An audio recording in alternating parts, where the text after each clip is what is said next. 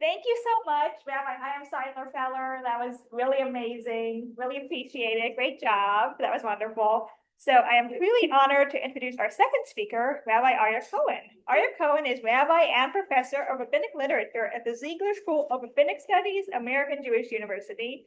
He served as vice president of the Los Angeles City Ethics Commission and is a co-convener of the Black Jewish Justice Alliance. He is past president of the Society of Jewish Ethics and served on the inaugural Interfaith Advisory Board of the Los Angeles District Attorney's Office. He is the author of Justice in the City, an argument from the sources of rabbinic Judaism, which y'all should read. And he is published widely in academic and public forums, and he is also a poet. Today, he will teach us about the powerlessness of power in the thought of Rabbi Aharon Shmuel Tamares.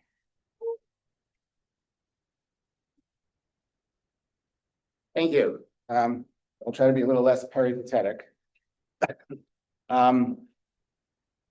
If anybody, I don't know how we're doing here, but I'm hoping that, I don't have a microphone.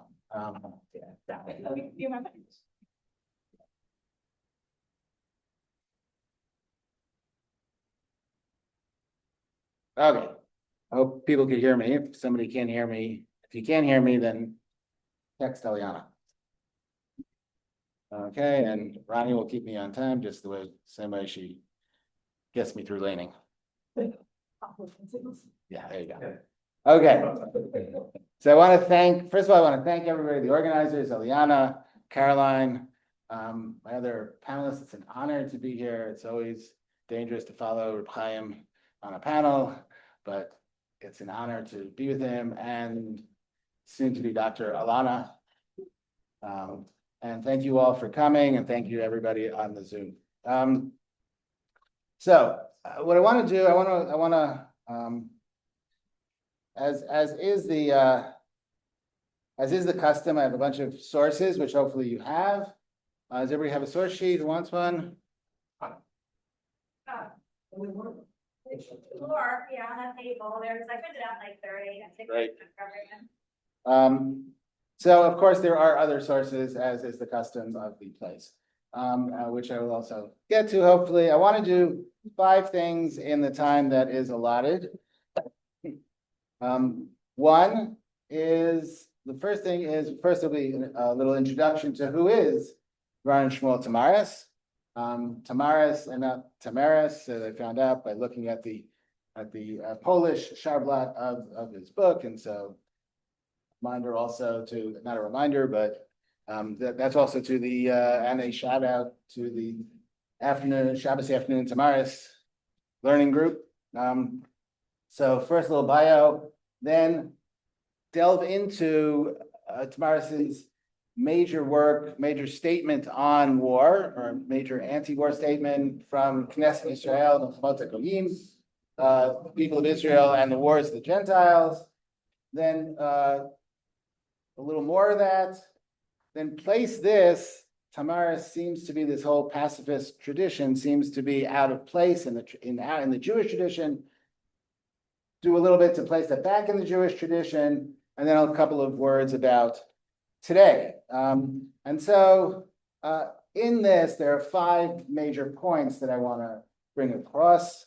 We'll see if we get there. First, or want to get through Tamares, war and nationalism are idolatry.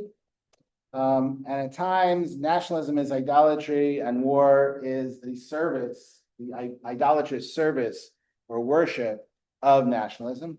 The second is that freedom and self-esteem is not brought by the power of violence.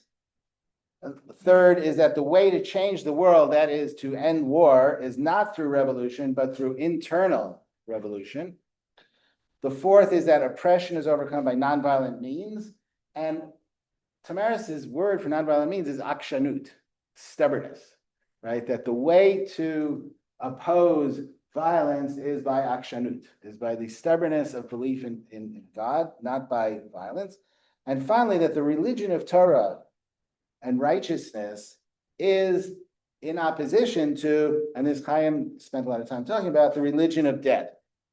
I just want to say, I want to start, that'll be the end point, so I'll start with it.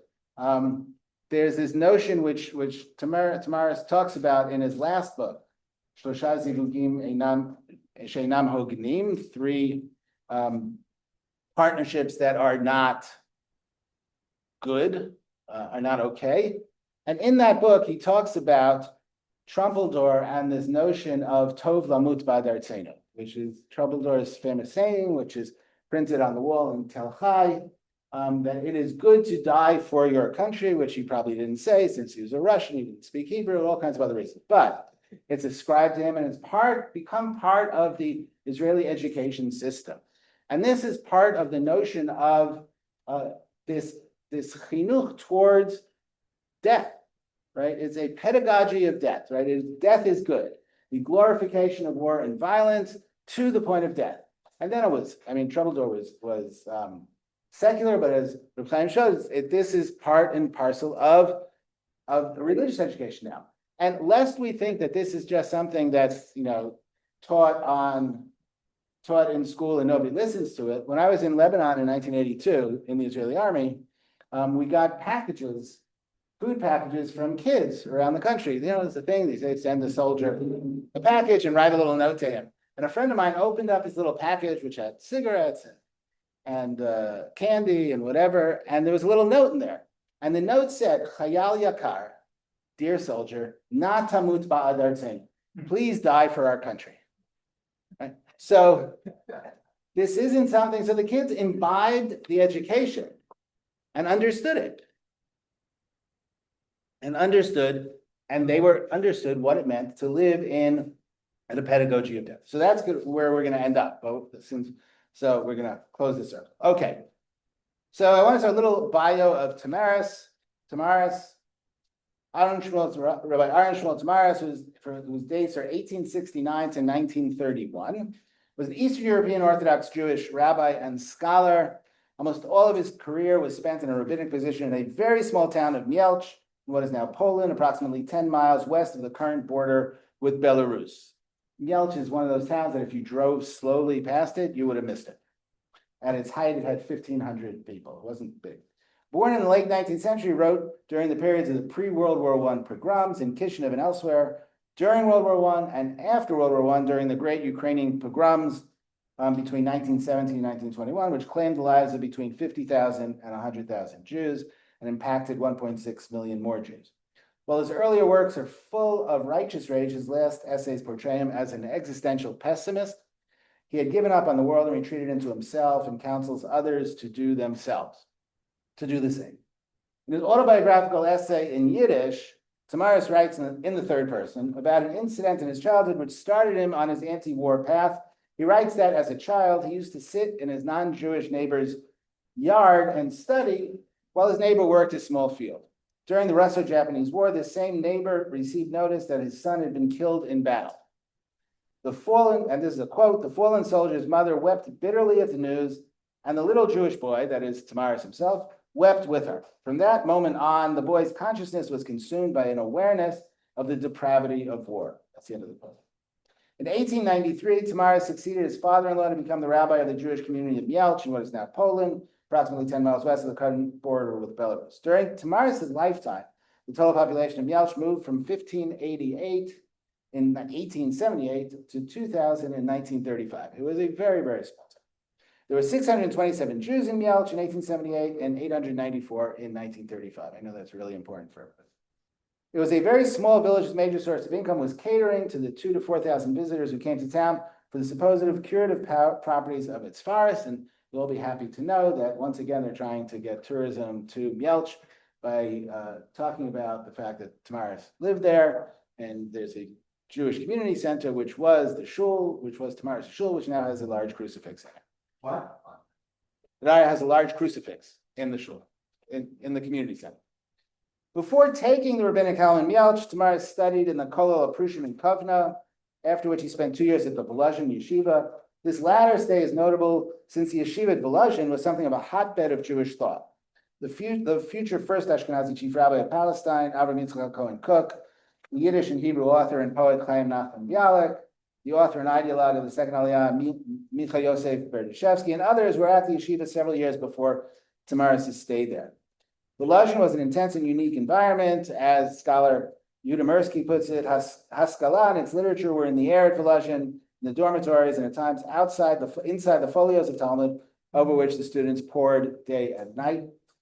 Tamares was a unique figure in the late 19th and early 20th century. He was an Orthodox rabbi who led a community mainly of most of his adult life. Yet, he attacked the fossilization of Orthodoxy and what he called Frumkeit, and at the same time rose to the public defense of a communal rabbi who he sensed was being persecuted by the wealthy members, the Balabatim of the community.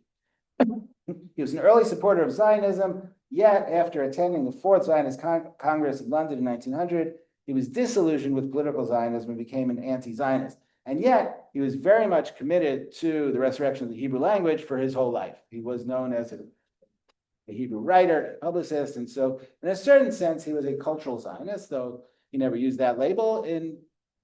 Underneath the set of his never using any labels. Yet his anti-Zionism was not articulated in the same way as the majority of Orthodox anti-Zionists. He opposed Zionism because he believed that Judaism demanded that one be pacifist and actively advocate for world peace.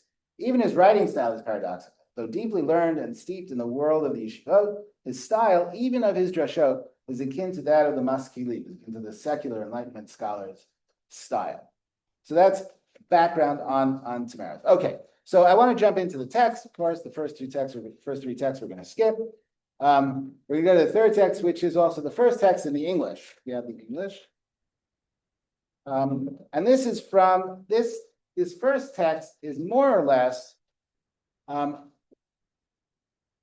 of the epigraph or the motto of Tamares of Knesset Yisrael. This is kind of it. Ha'adam moderni. You could follow along in English or in the Hebrew. Is my English. The Hebrew is did my topics in the Hebrew? So the Hebrew is on page 2, where it says Tamares. Okay. So just a little bit about. So this is. One minute. Show and tell.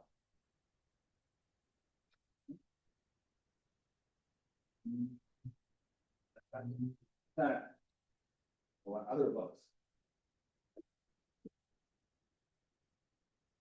So the texts come from these wonderful editions of Tamares, which were published by Blima and edited by Tzachi Slater and Chaim Rothman in 2021.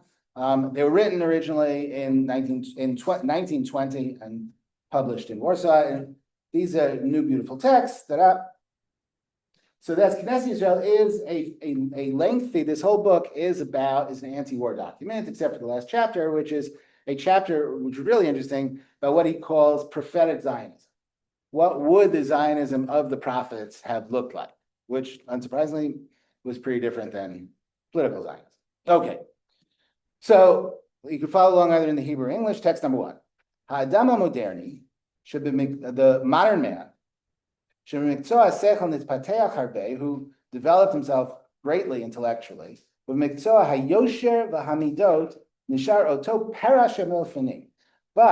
in the category of righteousness or integrity and ethics or virtues, remain the same barbarian as of yore. But still with an addition of more barbarity, more newer barbarity. From amongst all of the idols and the sculptures or the forms of antiquity, in whom the percentage of idiocy was greater than the percentage of evil, and because of this, and only because of this, azavam, people left them, the modern intellectuals left them. The modern intellectual enlightened person, from all of these idols that we mentioned,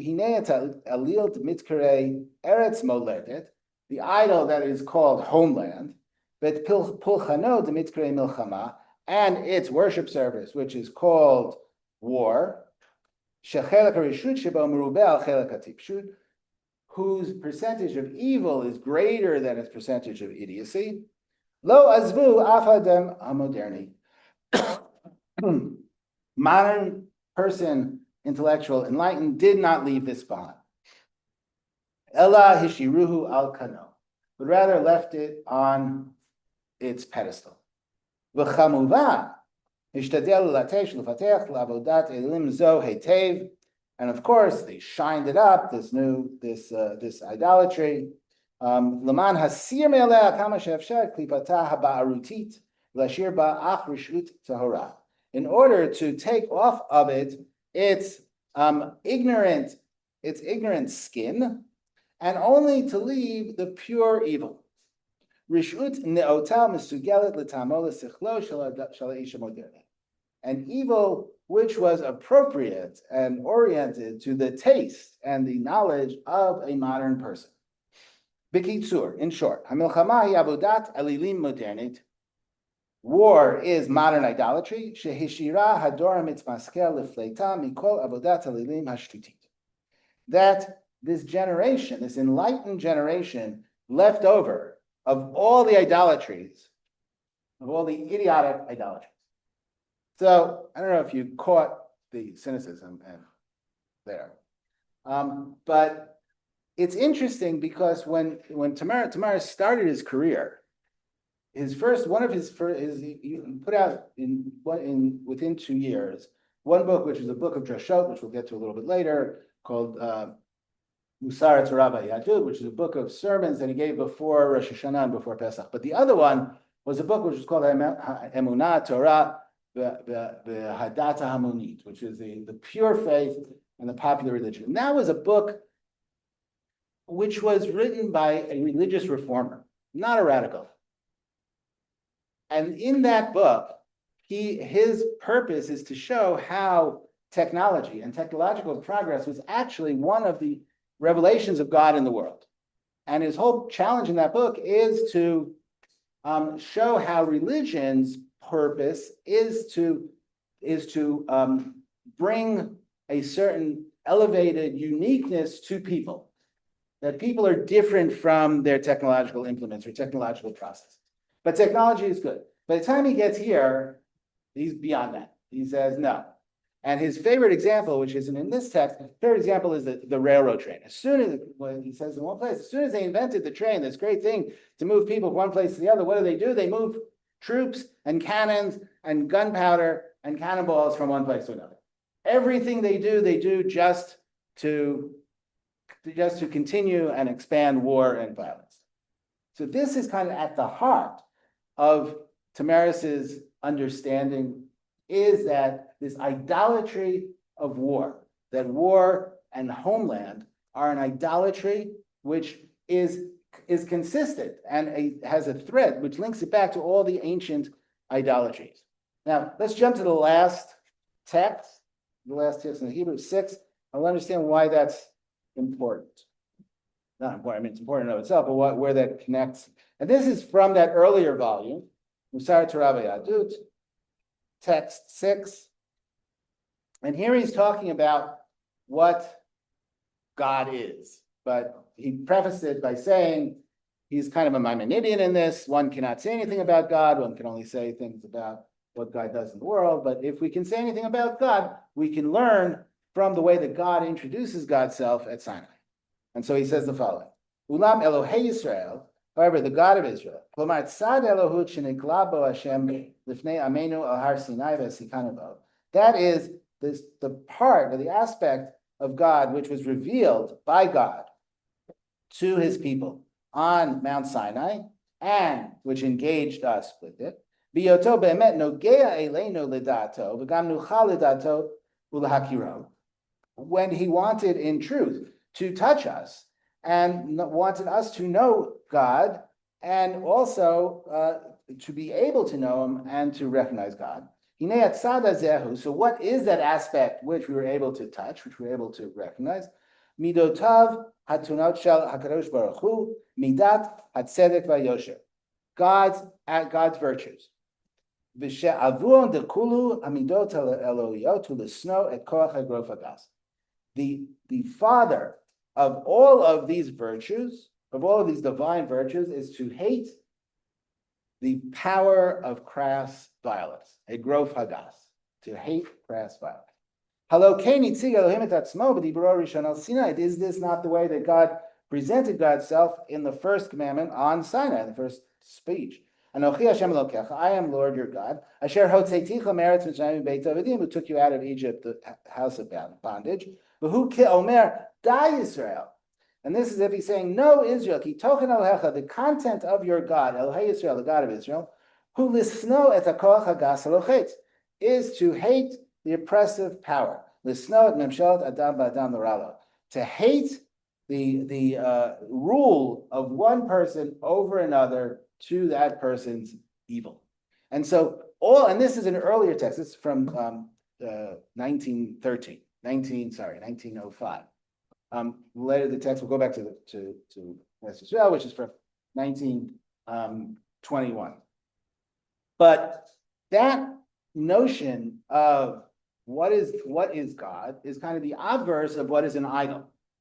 An idol is all about use of power to evil ends, use of power for oppression, right? And that is why war is the greatest of the idols, because war is all about violence, and homeland, which, according to Tamares, of necessity leads to war, because all nationalisms of necessity, according to Tamares, are greedy, of necessity need more.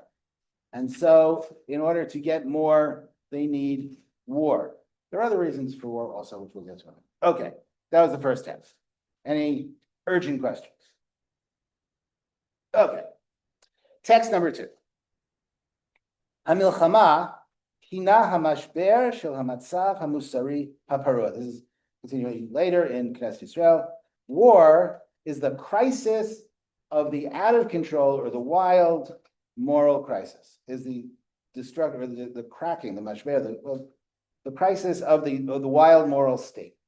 Hamagalel mafreya, which reveals after the fact, et kol pish'ei ha'chevra et kol ziyuf shaya ratzuf bofanei banota et yishuv olam, which reveals after the fact all of the crimes of the society and all of the falseness and fraudulence that was consistently there in the way that the society developed or settled or colonized the world. Elil,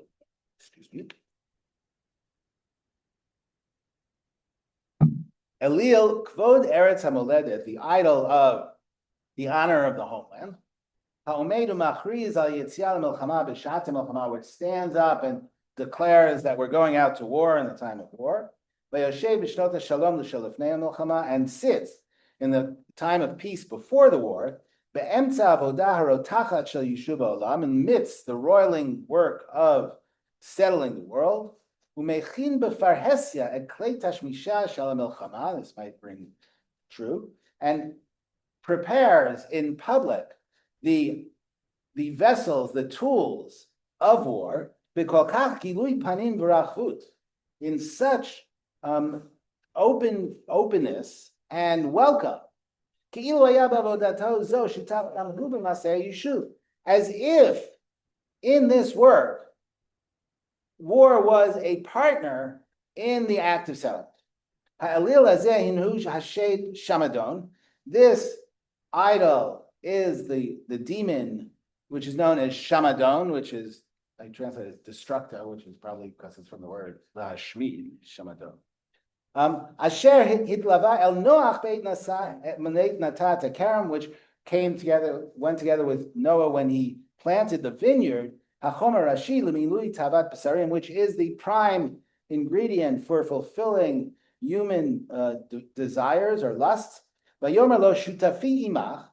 So he said to him, this is the destructo said to Noah, shutafi imach. Be my partner. But be wary, that you do not come into my space. If you do come into my space, I will harm you. I will damage you.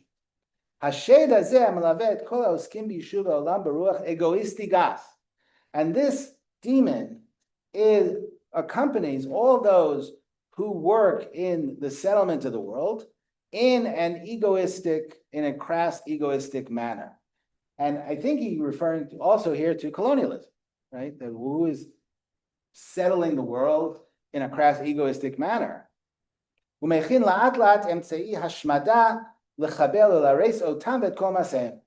Shamadon is preparing slowly all of the means of destruction for them and all of their actions. Now, here's where it gets a little more interesting. Right? So first of all, he's setting up that this Shamadon guy, which is war, right? The idol of war. And here, what he says, interestingly enough, he says he has a whole thing about whether or not, in the second chapter, he talks about whether or not the reasons for war are natural or supernatural. Like whether or not it's something that is within the within people's psychology or within people's zoology, whether they're built this way, people have to go to war, or whether there's the ancient myth of the fact that there are supernal beings that are fighting. We even have this in Midrash. Everybody has a sar, everybody has some kind of prince in heaven, and they fight with each other. And he comes down and he says, you know what? It is supernatural, but not in the way you're thinking.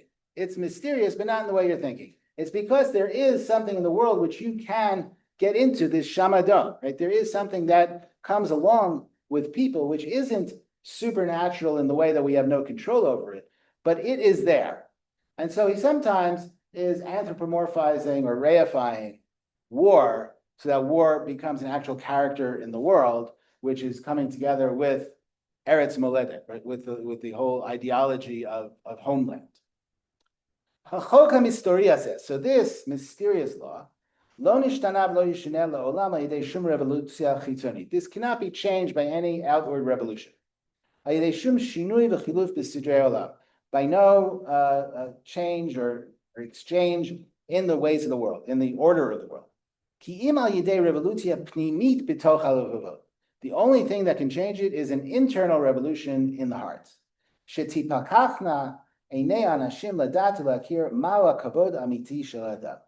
Only when the eyes of a person open to recognize what is actually the real self-esteem, the real honor of a person.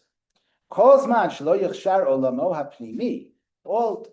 long as a person's inner world is not prepared, his soul world, none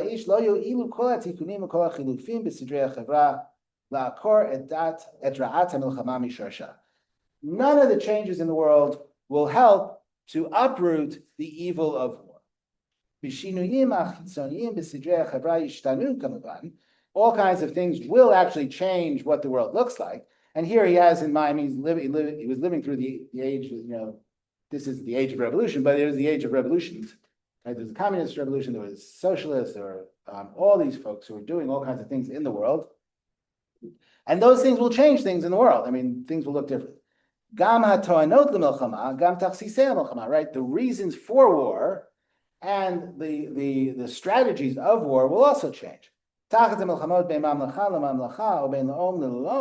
of having wars between kingdoms or between nations, there will be wars between different professional leagues.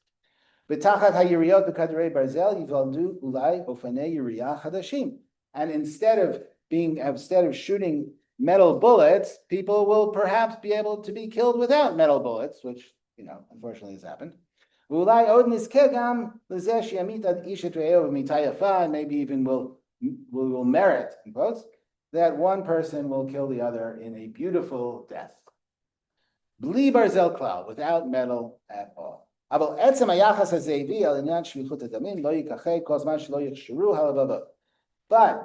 the essential wolf-like relationship to bloodshed will not go away as long as the hearts have not been prepared.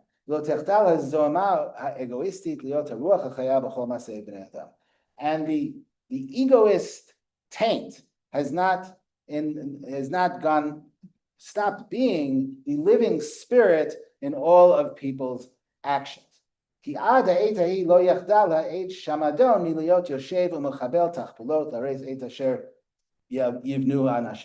until that time, Shamadon will not stop. So there's a relationship between Shamadon and egoistic use of violence and power. Yes. So when he said introduces this Ze'evi, this wolf-like behavior, that's exactly the language that Jabotinsky uses to affirm power as a central ingredient of what Jabotinsky says is so revealing is that the morality that we have from our tradition, he calls it a childlike, that the biblical morality of restraint is a childlike morality. That's Well, it's very interesting that there you have it. And today, that idea is dominant. The Jabotinsky idea is right. It's very Nietzschean. very, very Nietzsche. Very Nietzschean, and in this, Jabotinsky being very Nietzschean and his fascist. reaction, you see his reaction to that worldview.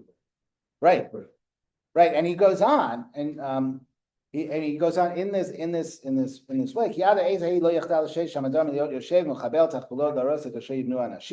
Until that time, Shamadon won't go away. And will motivate, agitate people to attack each other. And this is the interesting thing. He says, getting rid of nation states, and having other types of political entities is not going to stop this, unless and until it is the internal revolution. And this is what's interesting here is that this is across thinkers of nonviolence. King, Lawson, Gandhi, all of these people, and Tolstoy, who Tamares obviously had read, and because he was translated into Yiddish, we know that he is read. Tolstoy, right? And so this notion that I have another 15 minutes, or I have 15 minutes. That was your second. That was a half an hour. There you go. Okay, I can do math. Okay, so until that internal revolution happens, right, wherein people realize that their power, that their self-esteem does not come from someplace outside, until then we won't be able to stop this shamadon, in other words, violence and war in the world. Okay. Let's go on to the next text. 3. Tachlit habrit, and here he gets a little more tachlis, as it were. Tachlit habrit, the purpose of the covenant in Sinai, Bishvil ha'umah, for the nation, he lehasot mamlechet kohanim v'goy kadosh, is to become a kingdom of priests and a holy nation. Klomar, that is lehasot umah, to become a nation, shekirvat Elohim v'zoch hanefesh yaguru b'kerev v'lev kol ish v'ish mibanea, that the intimacy with God and the purity of soul will dwell in every person's heart, until it will be a kingdom as if everybody was priests and everybody was holy.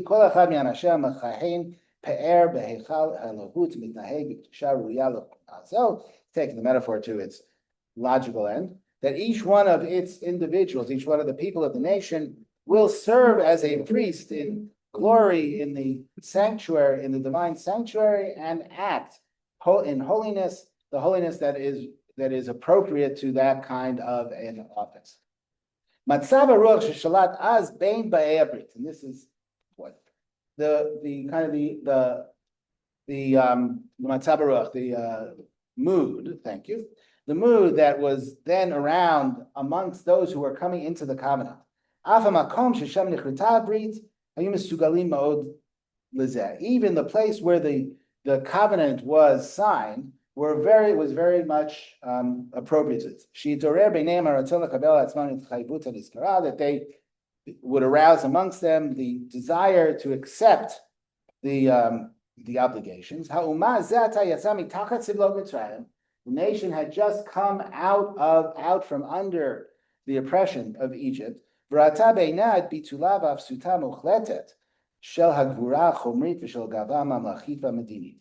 saw in its own eyes the complete negation and destruction of the material greatness and material power and the pride, the kingdom, the pride of the kingdom and the political pride. ובעצמה הרי נמצאה באמצע מדבר עזוב ושומם בלי מדינה ובלי חייל מסודר. And there they were in the middle of the desert, which was a wasteland and empty, without state and without a standing army. All these things were necessary and prepared them for the covenant. This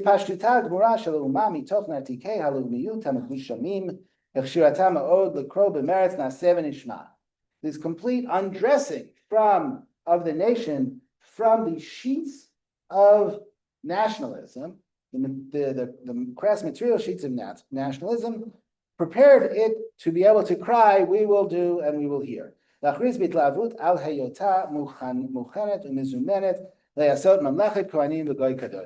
order for it to be able and to be prepared to become a kingdom of priests and a holy nation.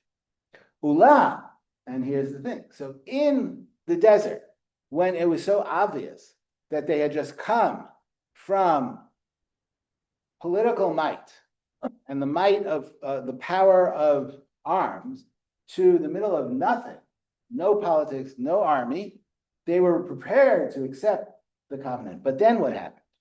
Ulam achrekein, bevo Yisrael eretz Canaan, when they get into the land of Canaan. And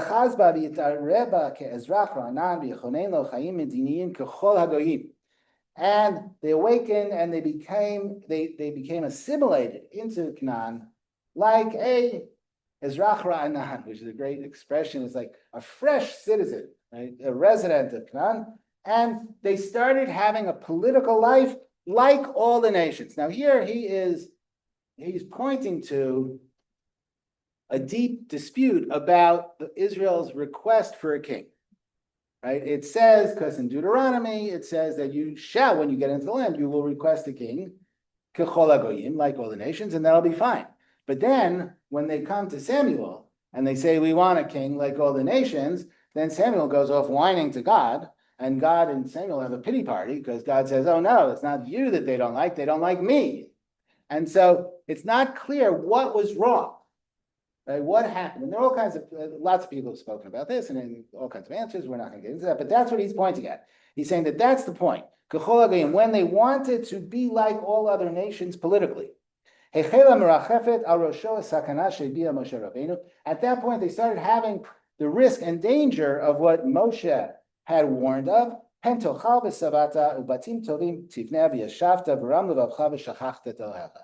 Lest you sit and eat and be sated, and you will build good houses, and you will sit, and your heart will become high and haughty, and you will forget your God. Ruach HaKodesh hayam kanein bahem ba'eit seitami mitzrayim v'himatzam b'midbar. That spirit, divine spirit, which was in them at the time that they left Egypt, and which found them in the desert, v'cholel b'nafsham el kosef el Elohim, and which created in them the desire for God, and tied and tightened each individual soul amongst them, El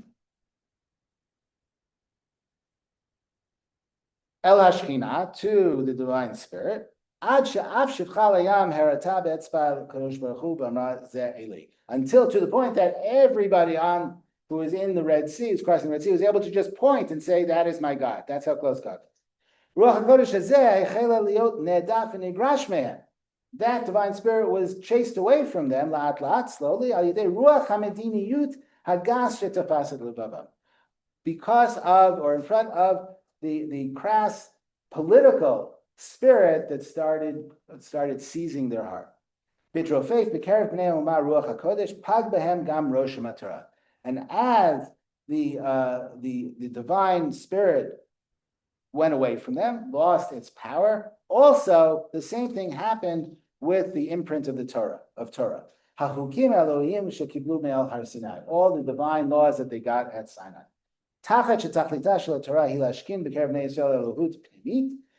Instead of the goal of the Torah, which was to rest amongst Israel, an internal divinity, a divinity whose place was inside the hearts, each individual heart of Israel, Instead of this,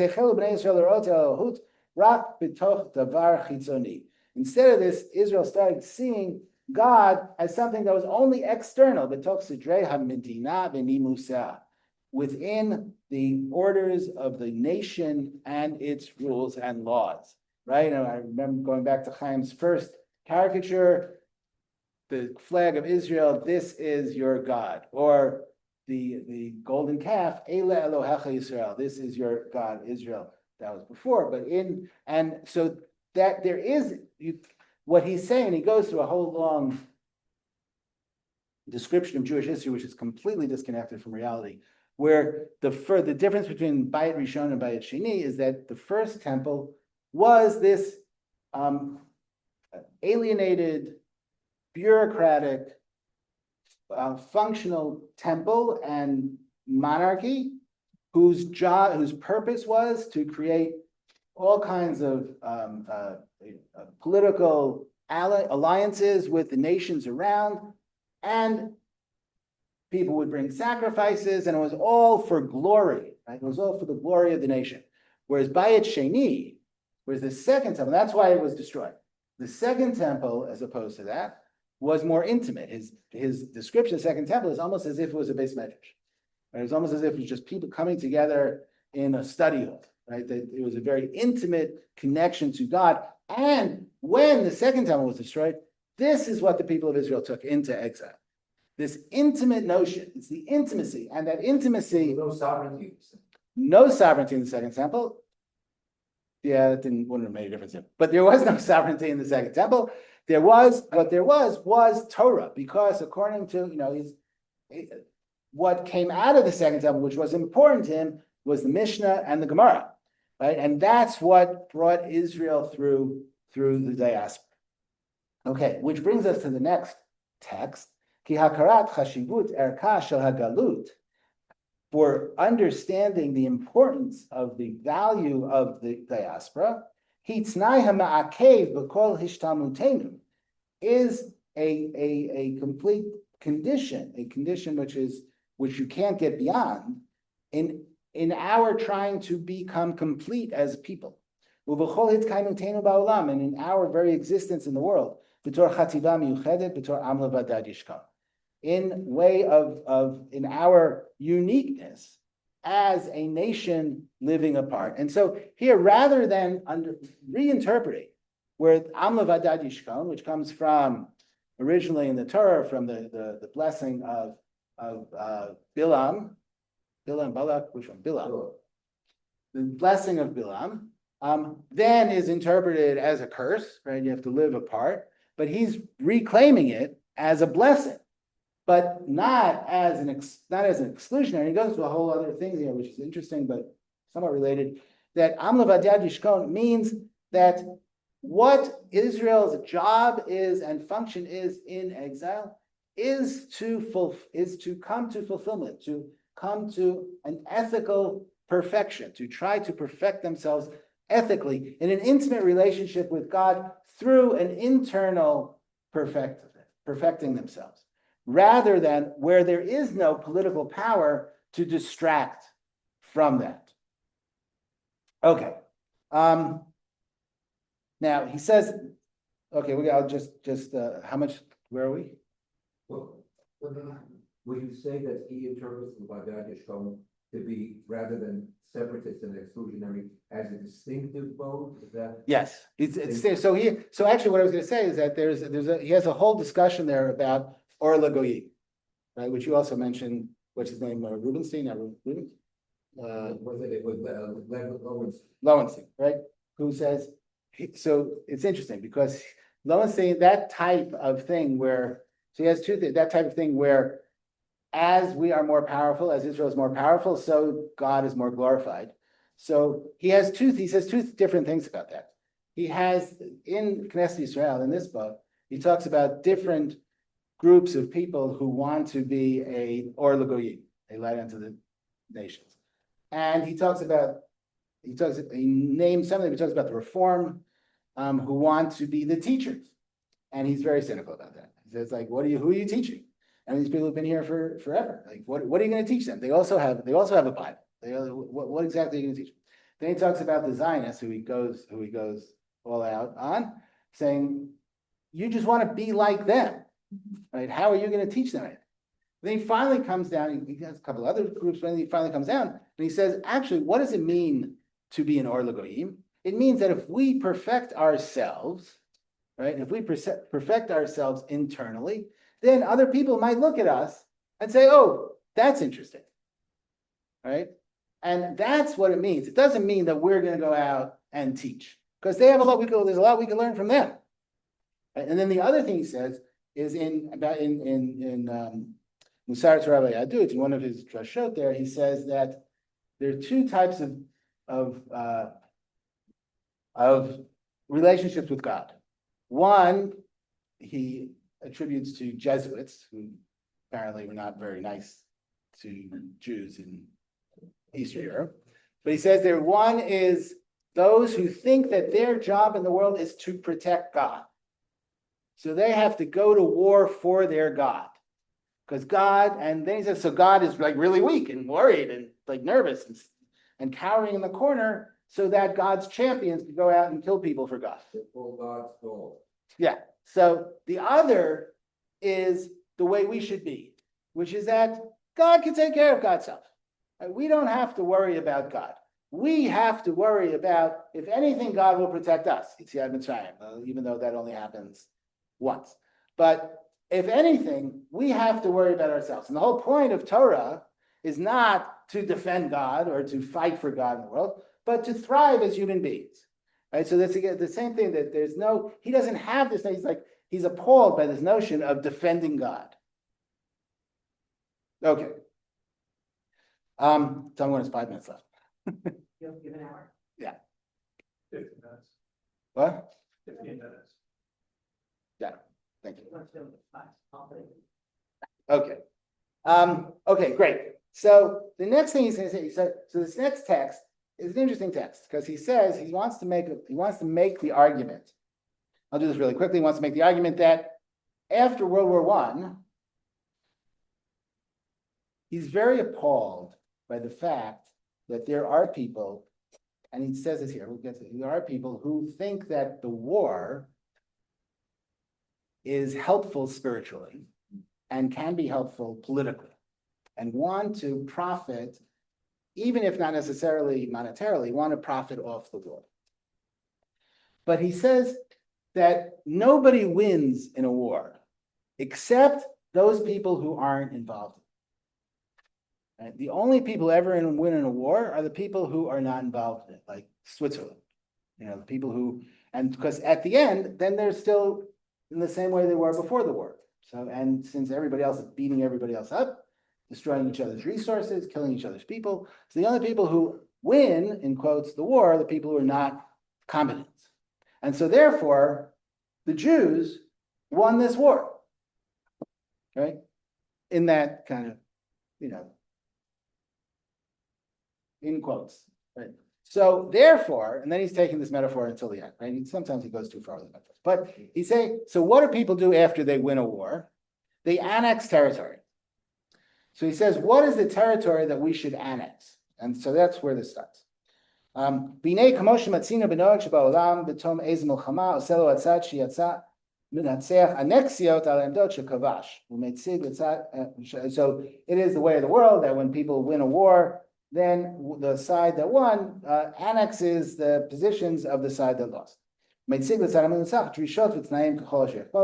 And sets out demands and conditions as they wish. Even our nation who won this past war, in the way it said, they should also annex territory.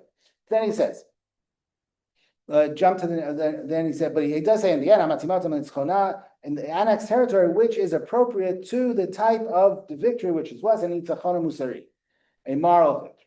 What does that mean? So Hanexia Rashid, the next paragraph, the primary annexation,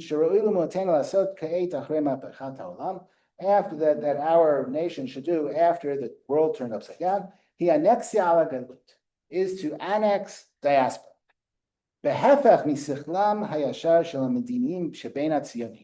as opposed to the common sense, in quotes, of the Zionist politicians or statesmen, Shotzi lekach me'etam al-chama, who took a conclusion from the wars, me'etam mizbachot hamamlachiot, from the altars. Remember, that's going back to the idolatry of nationalism, from the altars of the nations. Alodot hanechitzut sheyalanu mizbeach atzmi, that we should also have the urgency of us also having our own altar. Also,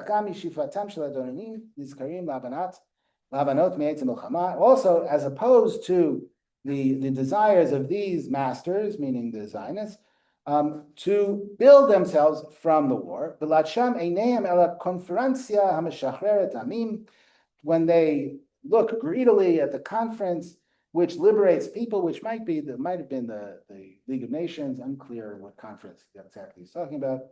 Kri mizbachot, read the nations that are liberated as altars. Sheteshev al achrei milchama, which will sit after the war. Kitashiv lanu territory tenu umamlachtenu history, which should return to us our historical territory. The hefech mikol ela, as opposed to this, as opposed to this, we should now demand that we should have the diasporic territory, which means that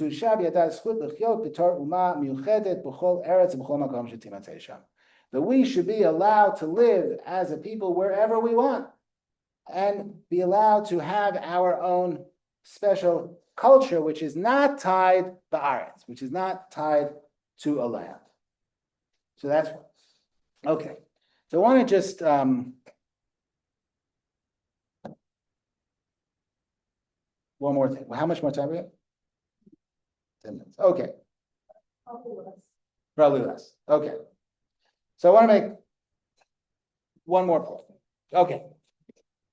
So I will make my last 3 points in 3 minutes. So he says later on in Knesset Yisrael that this whole notion, he goes through a very long discussion of how inner fortitude, our belief in Elohei Ha'emet V'Atzedek, belief in the God of justice and righteousness, is actually the way in which we present ourselves in opposition to the violence of oppression and war. And this is where his notion of akshanut goes. He says, we will never, and he goes through a whole bunch of midrashic and biblical precedents, which we won't go into, says that when a king comes to me and says, bow to this idol, I will say to him, you and a dog are the same thing. That's a midrashic statement. You and a dog. You and a dog are the same thing. I don't respect you any more than I respect a dog. Basically, no. If a king comes to me and says, work for me, all right. I mean, I'm in your territory, so I'll work for you. Not, and then he says, not that we don't prize the physical well-being of people, but we will never go to war for the physical well-being of people. But when it's the spiritual well-being, then we will go to war. And what are our martial weapons? Our belief in the fact that we should never be violent. So the very belief in Elohei Tzedek V'Emet, in the God of righteousness and justice and truth, our akshanut, our stubbornness in that belief is our major weapon. And I'm more and more convinced that his word for nonviolence is akshanut, is stubbornness, right? A typical classic Jewish trait. Sumud, right? Exactly. So that is his major point. So he goes to the point that we will, as a people, and then he comes at the end of Tov Avo, which is the collection of his last essays, except for the last collection, where he says, in an amazingly revealing paragraph, if everybody in Ukraine, he's talking about the latest pogroms that happened, I don't remember which ones they were, if everybody had actually really believed and acted as if they believed in the God of justice and righteousness, nothing would have happened to them. And if something happened to them, at least they would have believed in the God of justice and righteousness. Right? So, in other words, he's saying, I don't know. But the important point is not to indulge in violence. Because when you indulge in violence, anytime you indulge in violence, you are creating a world of violence. You are putting more violence out into the world. You are creating a kingdom of crass violence and oppression.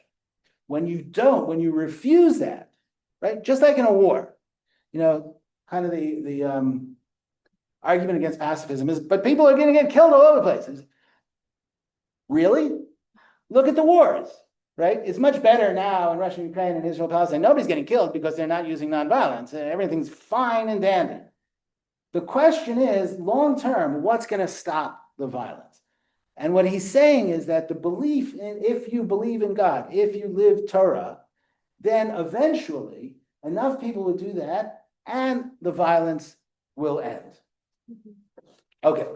And then I just want to say just as a final word, and I think I don't even know if it needs to be said, but I will say it anyway. When we read the headlines of the Israeli papers, of the American papers, and we see the crass violence that is being put forward today on a theological basis, and this is what's amazing, both in this country and in Israel. And Israel has been for a while. In this country, we've caught up with the fact that being violent is theological. You could argue that it was there before. Fine, doesn't make a difference. But the theology of violence is opposed to the theology of Torah. The very people who want to put the 10 Commandments up in the classrooms don't want to read the 10 Commandments. They don't even get past the first one. Anochi Hashem Elokecha. I am Lord your God. What does that mean? I am God who opposes crass violence. Okay, that's it.